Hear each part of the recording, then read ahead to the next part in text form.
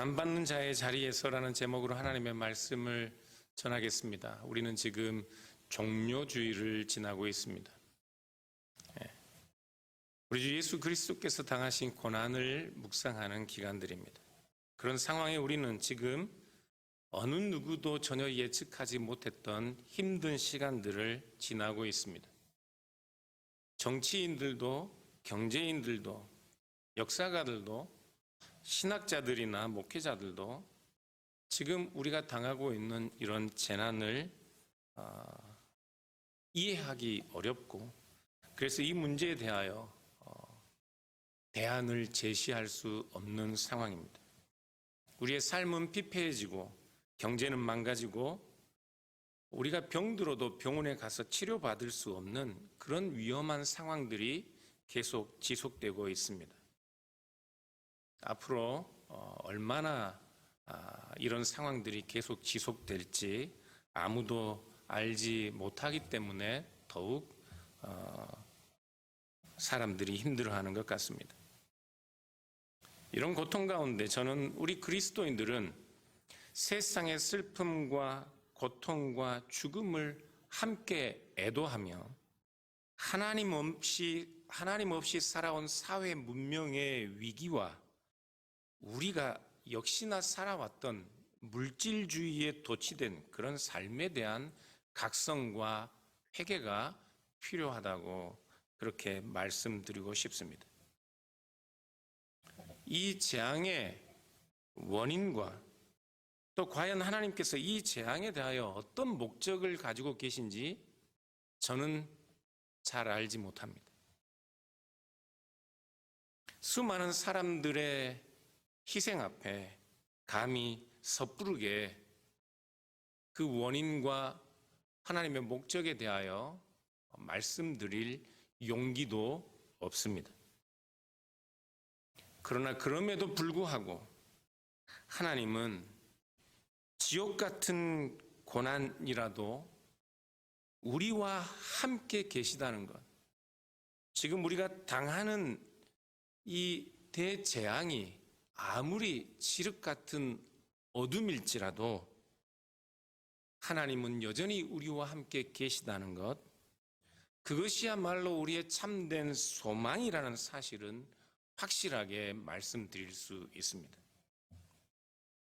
오늘 본문은 십자가에 달리신 예수님의 마지막 말씀과 같습니다. 33절, 34절 오늘 본문을 함께 보시면 제6시가 되매 온 땅에 어둠이 임하여 제9시까지 계속하더니 제9시에 예수께서 크게 소리 지르시되 엘리 엘리 라마 사박다니 하시니 이를 번역하면 나의 하나님 어찌하여 나를 버리셨나이까 하는 뜻이라. 나의 하나님 어찌하여 나를 버리셨나이까.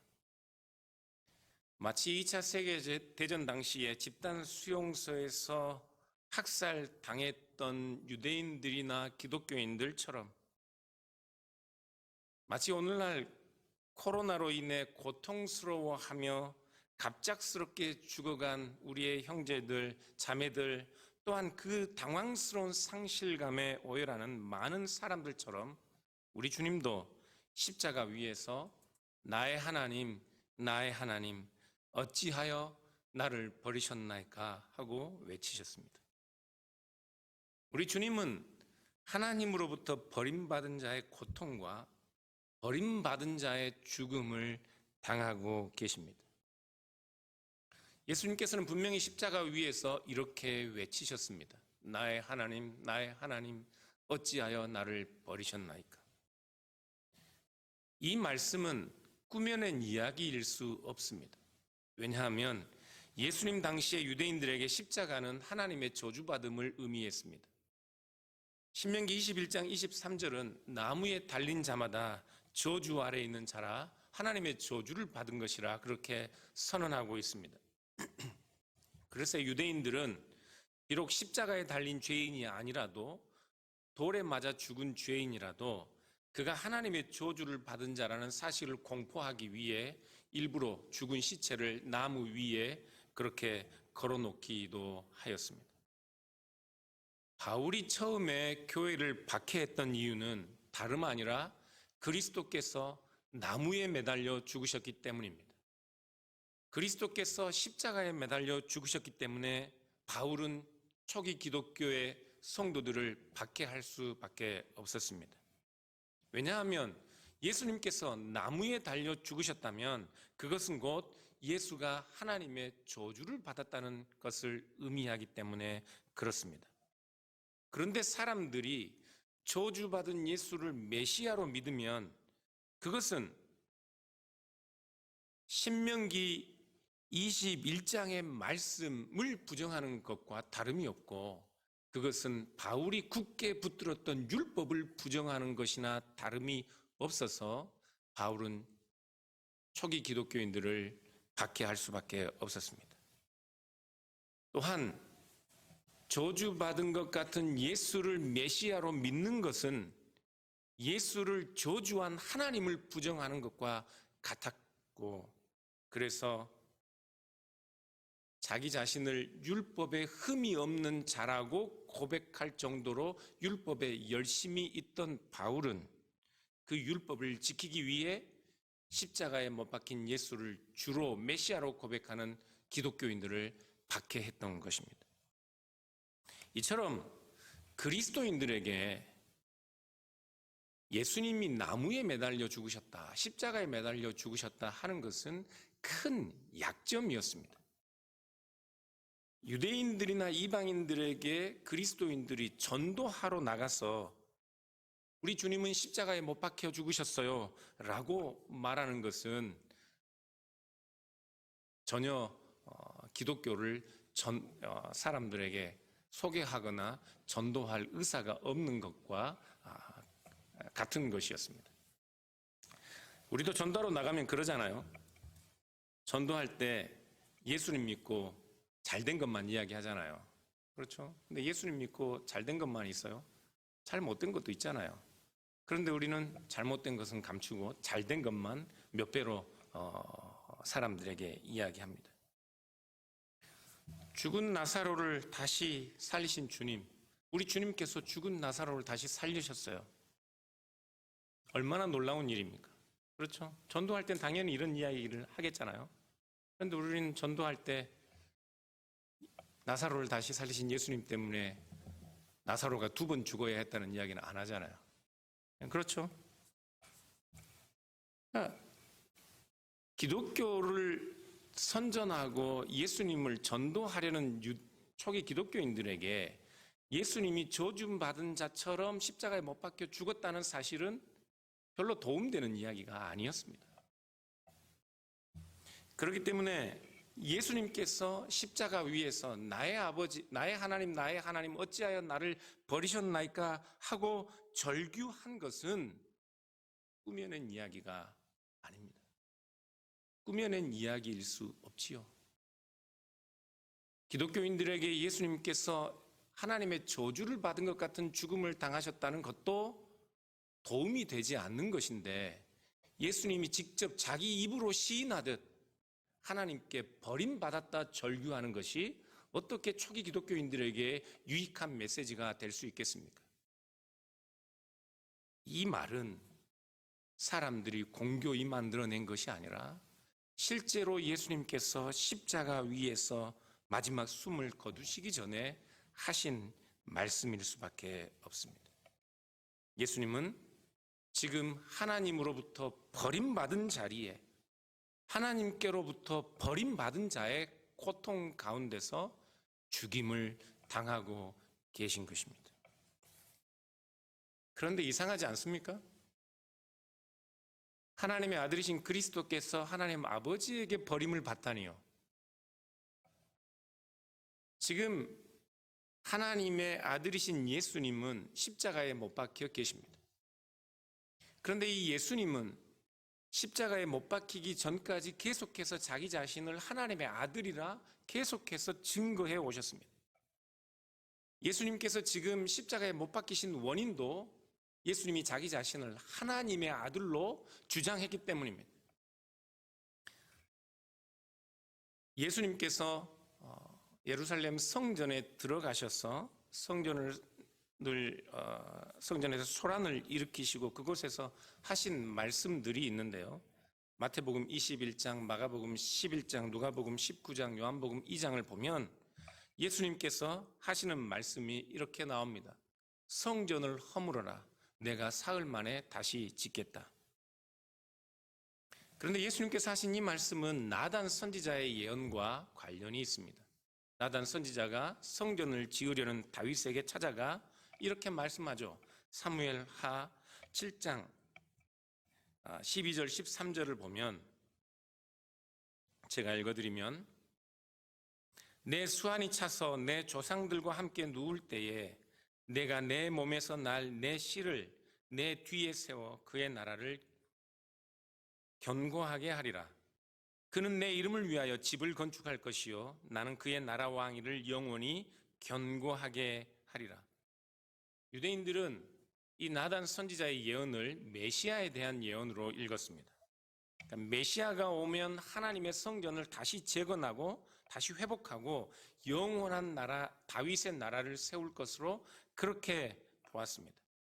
그런데 계속해서 사무엘 후서 7장 15절을 보면 하나님께서 다윗에게 약속하신 그 다윗의 후손에 대하여 이렇게 말씀하셔요. 나는 그의 아버지가 되고 그는 내게 아들이 되리라.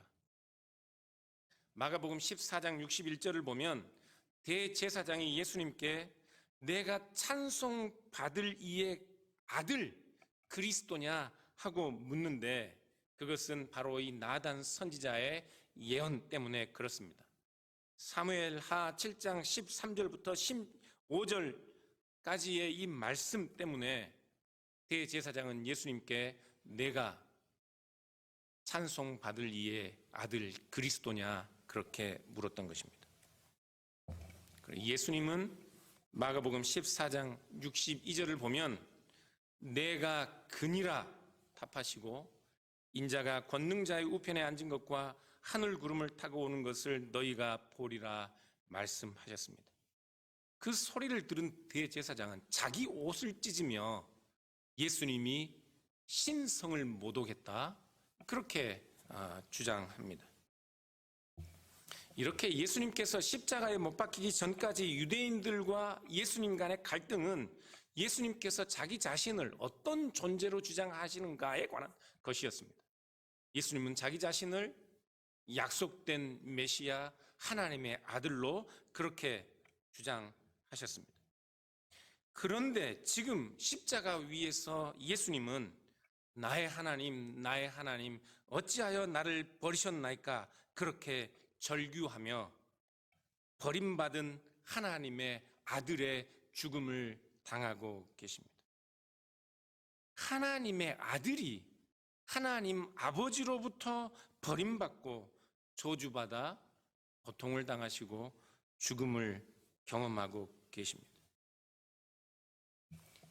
그런데 하나님을 나의 아버지라 주장하셨던 예수님께서 지금은 나의 아버지 어찌하여 나를 버리셨나이까 하고 절규하는 것이 아니라 엘리 라마 사박다니 나의 하나님 어찌하여 나를 버리셨나이까 자기의 아버지를 나의 하나님이라고 부르고 있습니다. 나의 아버지 하나님과 예수님 자신 간의 아버지와 아들 된 친밀한 관계를 주장하셔서 십자가에 달리신 예수님께서 지금 십자가 위에서는 자신의 아버지인 하나님 아버지를 나의 아버지가 아니라 엘리 나의 하나님 그렇게 부르고 계십니다. 아버지와 아들이 얼마나 친밀한지 얼마나 친밀한 관계에 있는지 요한복음을 보면 아버지와 아들이 하나다. 아버지가 아들 안에 아들이 아버지 안에 함께 있다. 그렇게 말씀하셨는데 지금 십자가 위에서 절규하며 엘리 부르는 예수님은 결국 나를 사랑하신 당신 나의 아버지께서 나를 어찌하여 버리셨나이까 그렇게 절규하고 계신 것입니다. 나의 아버지 어찌하여 나를 버리셨나이까? 그렇게 절규하시는 예수님은 하나님을 나의 아버지라 부르는 것이 아니라 나의 하나님이라고 부르고 있는데, 그것은 예수님이 시편 22편 1절의 말씀을 인용하고 계시기 때문에 그렇습니다. 시편 22편 1절을 보면 내 하나님이여 내 하나님이여 어찌 나를 버리셨나이까? 어찌 나를 멀리하여 돕지 아니하시며 내 신음 소리를 듣지 아니하시나이까? 시인은 그렇게 탄식하고 있습니다. 지금 예수님은 버림받은 자리, 하나님의 도움을 얻을 수 없는 자리, 자신의 신음소리를 하나님이 듣지 않는 것 같은 자리, 바로 그 자리에서 나의 하나님 하고 부르짖는 많은 사람들처럼 그 고통받는 자들의 자리에서 자기 자신을 그 고통받는 자들과 동일시 하심으로써 나의 하나님, 그의 아버지를 그렇게 부르고 계신다고요. 시편 22편 1절에 자신들의 절규를 하나님 앞에 고난받는 자들, 버림받는 자들의 자리에서 하나님의 이름을 부르는 그런 자들의 절규를 예수님은 자기 자신의 절규처럼 나의 하나님 그렇게 부르고 계신 것입니다. 그래서 우리 주님께서는 하나님께 버림받은 자들처럼 죄와 사망 가운데 신음하며 죄와 비참 가운데서 나의 하나님 어찌하여 나를 버리셨나이까 울부짖는 자들과 자기 자신을 동일시 하심으로써 하나님을 나의 아버지가 아니라 나의 하나님 그렇게 부르고 계십니다. 그렇다면 이 그리스도와 함께 우리도 하나님이 없는 것 같고 하나님에게 버림받은 것 같고 그래서 지륵 같은 하나님의 흑암이 온 세상을 덮은 것 같은 그 고통의 자리에서 하나님을 나의 하나님 어찌하여 나를 버리셨나이까 하고 불러야 하는 우리들이 이 예수 그리스도와 함께 오히려 그 하나님을 나의 아버지로 부를 수 있는 것입니다. 하나님의 아들이신 예수 그리스도는 하나님께 버림받은 것 같은 자리에 있는 우리들이 하나님을 향하여 나의 하나님 하고 부를 수밖에 없는 우리와 자기 자신을 동일시 하심으로써 우리가 그리스도와 함께 하나님을 오히려 나의 아버지라 부를 수 있도록 하기 위하여 십자가 위에서 고난받는 자의 자리에 서 계신 것입니다. 그러므로 우리가 당하는 고통이 아무리 크고 우리가 서 있는 자리가 아무리 하나님에게 저주받은 것 같은 그런 심각한 위기의 상황에 우리가 서 있는 것 같아도 우리는 하나님을 나의 아버지 그렇게 부르며 하나님께 구원을 호소할 수 있는 것입니다.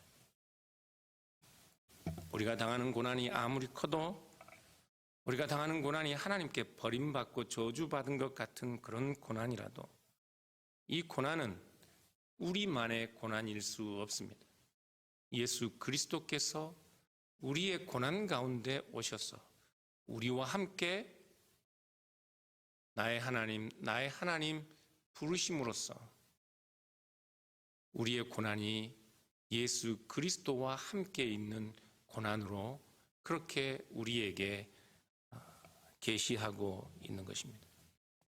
한스 퀭이라는 카톨릭 신학자는 유대교라는 그의 책에서 어느 역사학자가 인용한 츠비 미카롭스키에 관한 이야기를 들려줍니다. 1941년 9월 27일에 16세 소년이었던 츠비 미카롭스키는 3,000명 이상의 리투아니아 유대인들과 함께 처형을 당하게 됩니다.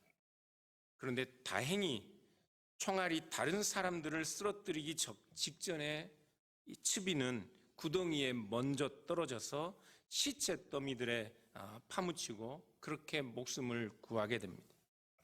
그날 밤 시체 더미를 빠져나온 츠비는 가장 가까운 마을로 도망쳐 사람들에게 도움을 요청하는데, 문을 열어준 농부는 벌거벗고 피투성이가 된 츠비를 보고 이렇게 말합니다. 유대인아, 내가 돌아가야 할 무덤으로 돌아가라. 절망한 츠비는 다른 집의 나이든 과부의 집 문을 두드리며 이렇게 외쳤습니다. 나는 너의 주 예수 그리스도다. 나는 십자가에서 내려왔다. 나를 봐라. 무고한 자의 피와 상처와 고난을 보라. 나를 들어가게 해달라. 츠비는 후에 그 과부가 자신 앞에 엎드려 절하고 3일 동안 그를 숨겨 주었다고 그렇게 역사학자에게 고백하였습니다. 예수님은 벌거벗고 피투성이가 된 무고히 고난받는 우리 형제들, 나의 하나님 어찌하여 나를 버리셨나이까 절규할 수밖에 없는 하나님의 저주를 받은 것과 같은 그런 형제들, 지금 코로나 바이러스로 죽어가는 모든 고난받는 자들의 자리에 함께 계신 것이었습니다. 예수님은 그들과 자기 자신을 동일시하셨습니다. 그래서 우리가 십자가에 달린 예수 그리스도를 통해서 하나님의 얼굴을 보듯 세상에 고난받는 형제들의 얼굴에서 우리는 그리스도의 얼굴을 볼 수 있는 것입니다. 그런데 여러분, 십자가의 아들이 아버지로부터 버림받은 것이라면 아버지 하나님은 지금 어디에 계십니까? 아버지 하나님은 아들을 버리시고 어디에 계신 것입니까? 하나님 아버지는 심판하고 정죄하는 무서운 공의로운 하나님이시고, 아들은 우리를 위하여 아버지에게 버림받은 우리의 주님. 그렇습니까? 아버지는 버리는 자이고 아들은 버림받는 자라면 주님만이 이 고난과 절망 가운데서 우리의 위로요 소망이 될 뿐, 버린 하나님은 우리에게 위로와 소망이 될 수 없을 것입니다. 복음서에서는 예수님이 죽음에 넘겨지셨다, 팔리셨다 그렇게 표현하고 있습니다. 이 단어는 팔다, 넘겨주다, 뿌리쳐 버리다 이런 말과 같습니다. 마태복음 26장 2절을 보면 예수님께서는 이렇게 말씀하셔요. 너희가 아는 대로 이틀이 지나면 유월절인데 인자가 넘겨져서 십자가에 달릴 것이다 말씀합니다. 인자이신 예수님께서는 넘겨져서, 사람들의 손에 넘겨져서 십자가의 죽임을 당하십니다. 누가 넘기셔요? 하나님이 넘기십니다. 마태복음 26장 15절을 보면 가룟 유다가 예수님을 은 30에 파는 내용이 나오는데, 내가 예수를 너희에게 넘겨주리니 얼마나 주렸느냐 그렇게 묻고 있습니다. 예수님의 버림받음은 사람들에 의해, 그의 제자인 가룟 유다에 의해 유대인들에게 넘겨짐이고, 궁극적으로는 하나님에 의해 사람들에게 넘겨짐입니다. 그래서 칼 바르트라는 신학자는 하나님이 유다가 한 행동처럼 행하셨다 그렇게 말합니다. 유다가 예수를 유대인들에게 넘겨준 것처럼 하나님도 예수님을 사람들에 넘겨주셨다 그렇게 말합니다. 그러나 예수님의 죽음에 대하여 하나님의 넘겨주심과 가룟 유다의 넘겨줌은 다른 것입니다. 유다는 배반하여 자기의 유익을 위하여 예수님을 사람들에게 넘겨줌이지만, 하나님 아버지의 넘겨주심은 자기 희생적 넘겨주심입니다. 아버지신 아들인 예수 그리스도를 사람들의 손에 넘겨주심은 아버지의 유익을 위하여 넘겨주심이 아니라 아버지도 자기 희생을 감수하고 넘겨주신 자기 희생적 넘겨주심이라고요. 아들은 버림받고 절규하고 고통 가운데 죽어가지만 하나님 아버지는 이 아들을 저주하고 버리며 율법의 공의를 충족하며 심판 가운데 만족하고 계신 그런 하나님 아버지가 아니라, 하나님 아버지도 아들을 버리신 그 고통 가운데 신음하고 괴로워하고 계신 것입니다. 버림받은 그리스도, 버림받은 아들뿐만 아니라 버리신 아버지도 영원한 아버지와 영원한 성자의 그 영원한 교제와 연합의 단절 때문에 고통스러워하고 계십니다. 버림받은 아들의 고통만큼 버린 아버지의 고통도 큰 것입니다. 그래서 오늘 본문 33절을 보면 이 아버지의 고통의 깊이를 묘사하며 온 땅에 어둠이 임하였다 말씀합니다.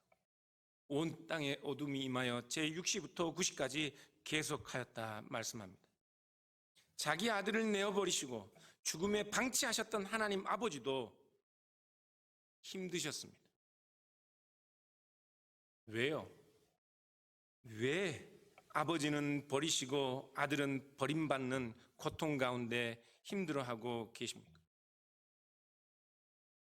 우리가 사사기를 보면 배교한 이스라엘 백성들을 하나님께서 이방인의 손에 넘기셨다라고 말씀할 때 이 히브리어 단어와 헬라어 단어는 동일한 의미입니다.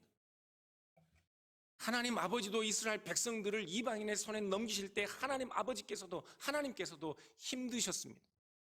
그래서 이방의 손에서 고통 가운데 있던 유대인들이 탄식하며 하나님의 이름을 부를 때 하나님은 급히 달려와 그들을 구원하셨던 것입니다. 그런데 왜요? 왜 아버지는 아들을 버리시고 아들은 버림을 받는 그 고통 가운데 계십니까? 우리를 위하여입니다. 우리를 얻기 위하여, 우리를 구원하시고 우리의 주가 되시고 우리의 아버지가 되시기 위하여 하나님 아버지는 하나님 아들이신 하나님을 버리시는 것이고, 우리 그리스도께서는 우리와 자신을 동일시 하심으로써 우리를 하나님의 아들들로 얻기 위하여 자기 자신은 버림받는 자리에 서 계신 것입니다. 그래서 바울은 자기 아들을 아끼지 아니하시고 우리 모든 사람을 위하여 내주신 이가 어찌 그 아들과 함께 모든 것을 우리에게 주시지 않겠느냐, 로마서 8장 32절에 그렇게 말씀하고 있습니다. 그러므로 사랑하는 여러분, 오늘 우리가 당하는 고통은 마치 하나님이 없는 것 같고 하나님이 우리를 버리신 것 같은 그런 상황과 같을 수 있습니다. 온 세상이 흑암에 덮인 것 같은 그런 상황입니다. 그러나 그 자리는 우리가 하나님 앞에 버림받은 것 같은 자리일지라도 오히려 우리를 위하여 우리와 자신을 동일시하신 예수 그리스도께서 우리에게 오신 자리이고, 우리를 위하여 버림받은 자의 자리에서 절규하고 죽으신 우리 주님께서 함께 계신 자리이고, 우리를 이 재앙 가운데 넘겨주신 성부 하나님께서도 같이 우리의 고통 가운데 참여하고 계신 그런 자리입니다. 그러므로 우리의 고통이 아무리 클지라도 이 고통은 우리만 당하는 고통이 아닙니다. 성자이신 그리스도와 성부이신 하나님 아버지께서도 그의 영으로 우리의 고난에 함께 참여하고 계십니다. 이렇듯 아들을 우리에게 내어주신 아버지께서 그 아들을 다시 살리신 우리의 아버지, 우리의 하나님이시라면, 사랑하는 여러분, 우리의 고통 가운데 오신 아들, 우리의 고통을 함께 아파하시는 그 아버지께서 결국에는 우리를 하나님의 영원한 생명으로 인도하실 것입니다. 그러므로 사랑하는 여러분, 여러분도 츠비처럼 고통 가운데서 우리를 그리스도와 하나로 인식하는 믿음을 얻을 수 있기를 바랍니다. 고통당하는 여러분들이 그리스도의 고통 가운데, 그리스도께서 여러분들의 고통과 자신의 고통을 동일시하신 그 고통 가운데 있는 것이고, 그리스도의 고통은 우리의 모든 고통을 관통할 뿐만 아니라 이 세상 모든 고통을 자신의 것으로 삼으신 고통이었다는 사실로 위로를 얻을 수 있기를 바랍니다. 그리하여 이 고통 가운데서 이제는 하나님을 나의 아버지, 나의 아버지라 부르며 이 버림받은 것 같은 우리의 고난과 질병과 죽음에 저항할 수 있기를 주님의 이름으로 축원합니다. 기도하겠습니다.